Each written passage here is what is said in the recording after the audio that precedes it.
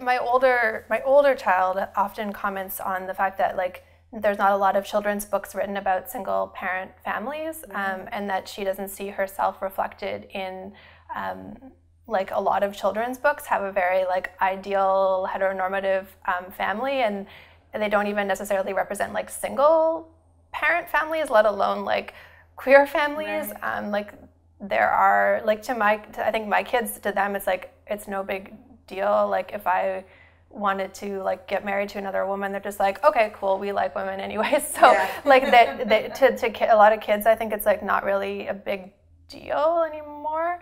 But I don't think that there's a ton of books. Like I think we have maybe like 4 or 5 books about like a trans girls, but there's not like a whole. They're very much like the kind of books where it's intended to as a teaching tool. Right. And those were helpful for that first year when it was like, okay, you're normal, you're not the only one. But there's not a lot of books that are just like, it's just like a regular book and then the family is queer or the family is trans or whatever. So I think that's maybe a gap, and also a really big gap in terms of like sex ed for gender non-conforming folks, because like before I knew that she identified this way, like we had just like the regular book about like puberty and stuff, and I had shown to my older daughter, and then when it was for like 4 to 7-year-olds, and I would show it to my younger daughter, and like before I knew, and she would be really upset and like would throw the book under the bed and stuff, and I didn't really know why, and I was worrying about all kinds of things, and then like